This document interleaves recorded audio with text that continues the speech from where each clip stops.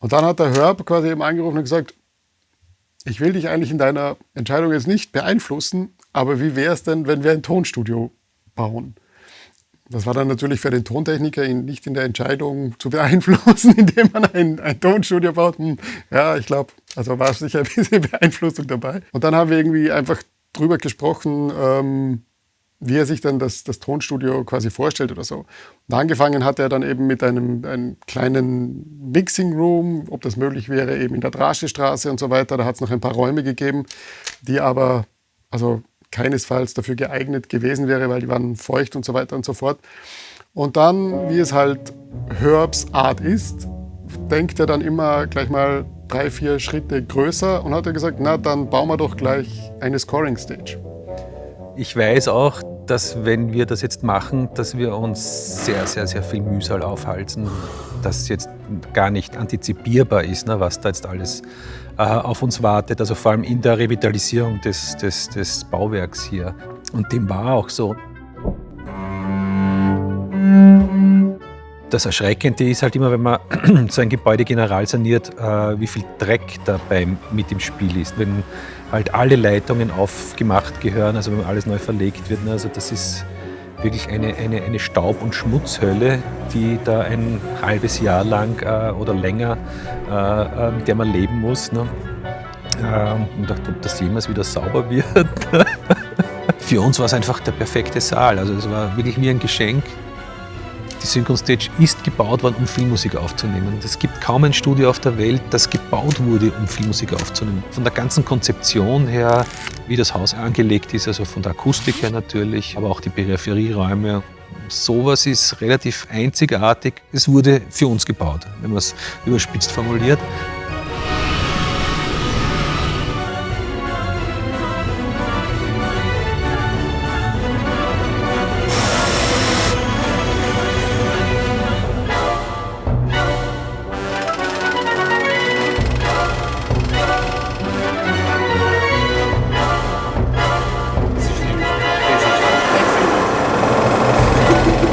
Das Einzige, was man halt diesen älteren Gebäuden nicht weiß, und steht eben auch unter Denkmalschutz, erstens mal, wie viel dürfen wir umbauen, weil wir wollen ja doch ein modernes Studio haben. Und zweitens, was passiert, wenn wir jetzt diese 2 Ziegel da rausnehmen, bleibt der Rest des Hauses stehen.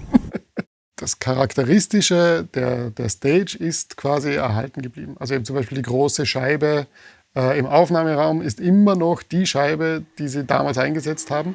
Also diese ganzen Sachen, die damals quasi reingeplant wurden und so, haben wir schon sehr darauf geschaut, dass es bleibt und haben auch wieder viele Dinge zurückgebaut, die eben 60er, 70er, 80er Jahre einfach rausgeschmissen wurden und so weiter, haben wir wieder zurückgebaut. Dass an sich eben ein Betonboden ja in der Halle war, wo wir dann also den Bagger reingeschickt haben, der ganze Betonboden wurde wieder rausgeschremmt und wir haben wieder einen Holzboden reingemacht, der ja quasi original drinnen war. Sie haben damals wirklich gewusst, was sie bauen und diese Räume, die wirklich einen Charakter haben, davon gibt es heutzutage oder werden heutzutage nicht mehr so viele gebaut. Oft fehlt der Platz. Dann wird eben sehr viel simuliert, um diesen perfekten Klang zu kriegen, der dann halt quasi immer so ein bisschen in die gleiche Richtung läuft. Und das hat es damals halt alles nicht gegeben. Der Moment war, wo ich dann in unserer neuen Control A an diesem großen Fenster stand und in den Saal runtergeschaut habe. Und der Saal war eigentlich fix fertig. Es war gerade der Boden gemacht. Und es war ein Maler im Saal zugange. Und es war dann ein Sonntag, wo niemand im Haus war, kein Arbeiter, außer diesem Maler. Und der Maler ist auf einem, ich würde mal sagen, 10 Meter hohen Steiger gestanden und ist dort im Saal herumgefahren und hat dann eben oben gemalt. Und ich bin dort ungefähr 10 Minuten gestanden und habe mir das angeschaut und es war einfach wortlos und es war einfach komplett still.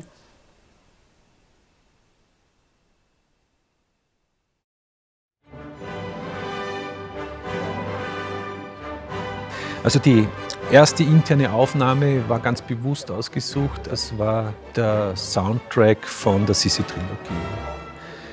Es hat mehrere Gründe. Erstens war es einmal der Blockbuster der goldenen Wien-Filmzeit, wenn man so will, ne? Also mit den meisten Zusehern, jeder kennt das. Zweitens war es ein symphonischer Soundtrack, der wirklich einiges zu bieten hatte, vom Anton Profes. Und das dritte ist, er wurde damals 1955 hier aufgenommen. Wir hatten dann Musiker, die dann hergekommen sind für diese Aufnahme und gesagt haben, mein Papa hat beim Original mitgespielt. Dazu muss man sagen, dieser Sissi-Soundtrack existierte nicht als Tonträger. Gab es keine Bänder mehr, gar nichts. Es gibt nur den Lichtton auf den Filmkopien, der halt klingt, wie er klingt. Volk dieselbe Liebe entgegenbringen und alles tun, um dieses Volk glücklich zu machen. Thematisch hat es gepasst, Wien-Bezug war da, also alles super. Noten gab es nur keine, ne? Also die waren verschollen. Da hat dann Paul Hertel recherchiert. Der hat dann auch die Suite erarbeitet aus dem Notenmaterial und hat es dann tatsächlich aufgetrieben. Nicht mal der Verlag hat gewusst, der theoretisch die Rechte dran hatte, wo das Notenmaterial ist. Dadurch, dass wir davor 1,5 Jahre in der Synchron Stage zugange waren, ja, und auf einer Baustelle im Grunde uns bewegt haben, war das dann wirklich die Offenbarung. It was sometimes so quick to do that, it's a lot of work. Und da hat mir danke für eure Geduld und Zuversicht, dass wir das bis am Schluss bringen haben.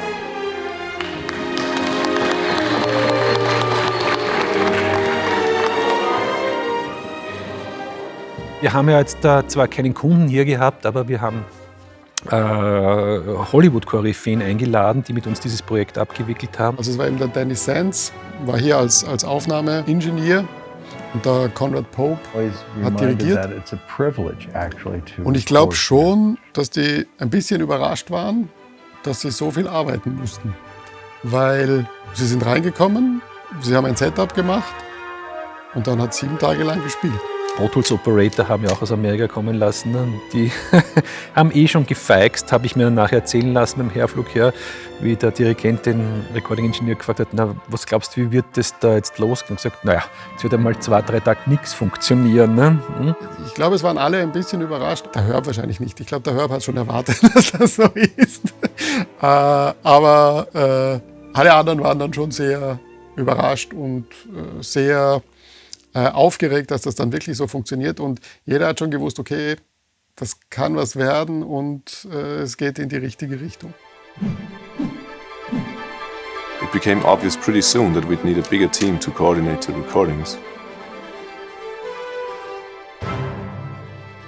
I loved working with all the musicians in Vienna, and I loved working at the Synchron Stage because it really is an extraordinary place filled with extraordinary people, with extraordinary musicianship.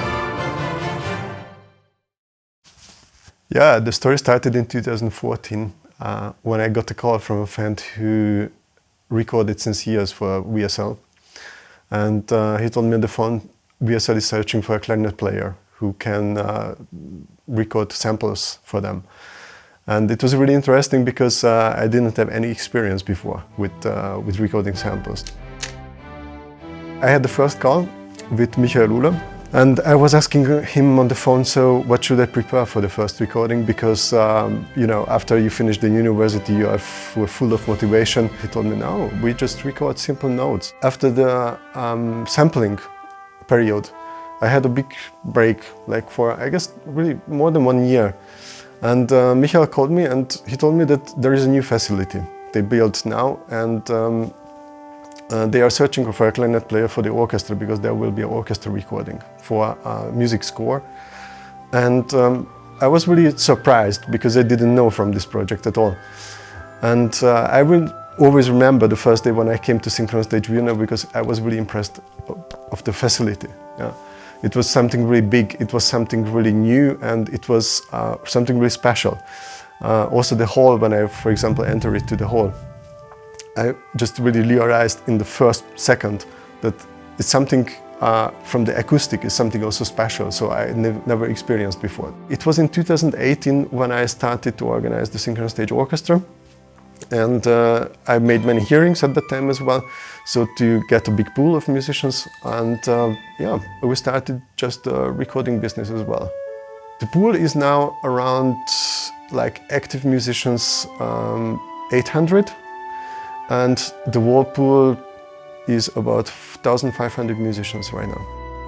Hello, I'm Anna Fersanova. I'm Franz König. I'm Alejandra Piegaya. I'm Bernhard Bloß. I play the first viola in Synchron Stage Orchestra. I play oboe and English horn. I'm the bass and contrabass trombone. I play the principal bass in the Synchron Stage Orchestra. My name is Mark Osterberg, and I am the first trumpet player at the Synchron Stage Orchestra. For me, it's a completely different job. I mean, I play differently, I feel differently, I communicate differently in the studio than I do on stage. On stage, it's all about entertaining the audience. Here, it's just completely different.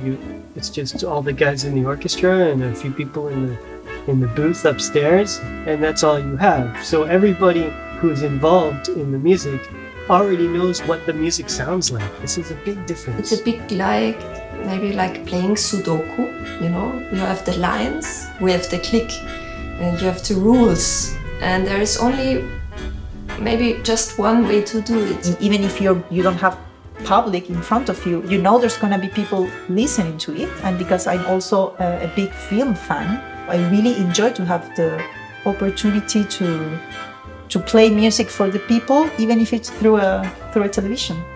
Hier zu spielen ist für mich irgendwie A bis Z super. Der Raum ist einzigartig. Auch die Leute, die in diesem Raum arbeiten, finde ich auch einzigartig. You need some time to get used to it. In the film music and recordings, it's always about you're concentrating only for this short period of time. The phrase, you know, where's the next, the cue, how long it is, and you do the best and you do it again. And in concert, you have just one try. In this case, or in many orchestra cases, it's like one thing that they want to hear from me. You have to sound like that. Man kommt ja immer drauf, wie kompliziert das eigentlich ist, wenn ein Zahnradl nicht richtig funktioniert. Es ist schon schlimm, hast du die falschen Noten? Stimmen die Noten mit dem Pro Tools-File nicht überein? Und wenn es nur ein Takt ist, also kann schon sehr kompliziert sein, weil dann kennen sich die Musiker nicht mehr aus, ja? Der Dirigent, dann stimmt das Pro Tools-File nicht, stimmen dann die voraufgenommenen Sachen noch überhaupt dazu, weil, also wozu hat dann wer wie aufgenommen? Wenn so ein Stolpersteinchen mal dann daherkommt, dann ist diese Komplexität der Aufnahmesituation sofort wieder da. Yeah, sometimes it's really very challenging. Yeah. But I guess that was the first thing I had to learn in the scoring business. Usually you can plan, for example, in Vienna, everything long-term. So the musicians are also comfortable to have long-term planning. So I had to change mindset that, for example, we can get some recordings 2 days in advance or in 2 days and 4 days. Yeah. It's really usual. It was 2 years ago, I guess, when one musician came from a different city to Vienna, and he was really in a hurry. There was an accident on the highway. And I had last minute to organize another musician. And when he arrived to Vienna, he called me on the phone, I forgot my instrument on the tram, and now the tram, and they just took my car like in the James Bond movie, and I was really driving like crazy on the way to find the tram with the horn. I found the tram, so I took the instrument. They took after the player, and we just arrived really 1 minute before the session went on. So it was one of the most crazy stories, I guess. Diese ganzen Instrumente, die du normalerweise mietest, die jetzt die Musiker nicht mitbringen, das ist natürlich ein Klavier, auch eine Harfe, aber eben auch das ganze große Percussion-Zeugs. Das wird normalerweise transportiert und kommt hier ins Haus für eine Aufnahme und geht dann nachher wieder weg. Und in der Regel ist es so, dass das teuerste nicht die Miete eines Instruments ist, sondern der Ab- und Antransport. Eigentlich wäre es klasse, wenn die Sachen alle im Haus wären.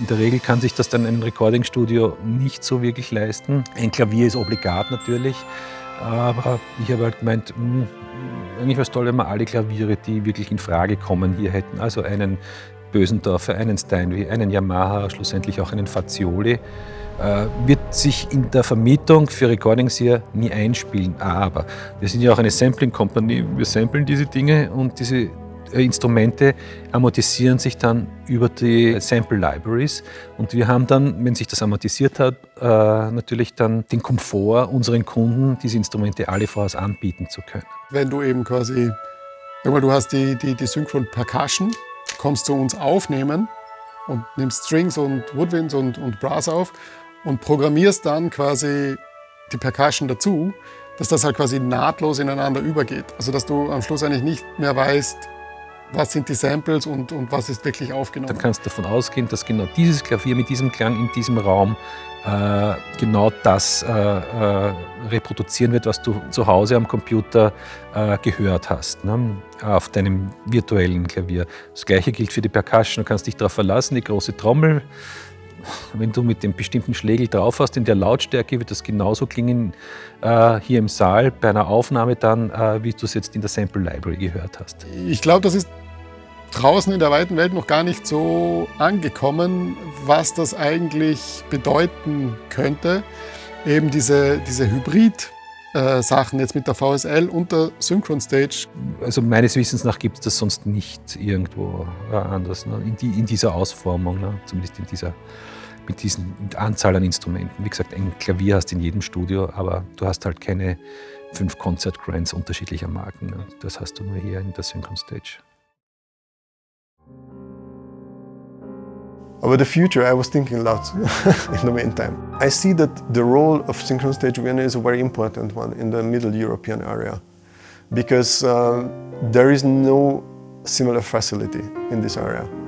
And I hope that we have the development, for example, with time, maybe to grow. Ziel war immer, wir wollen mit Abbey Road, wir wollen mit den Air Studios, wir wollen quasi mit den großen Scoring Stages dieser Welt quasi. Dort wollen wir hin, dort wollen wir quasi neben denen stehen und für alle Komponisten quasi eine Option sein, eben quasi Abbey Road, Air oder Synchron Stage. Das ist, muss ich gestehen, sehr schnell gegangen, dass wir an sich jetzt schon dort sind. There is always something new in Herb's head and that is exciting and I hope it stays that way. And even when you think now we're sort of stuck with Synchron Stage, Herb still has new ideas with what he can do with the building and how he can sample. So I just hope it stays that way, that we always have something completely new coming towards us and that we always get challenged and it never gets boring. And I'm sure it will be that way. Sonst würde ich es, glaube ich, langweilig finden. Thanks for the interview.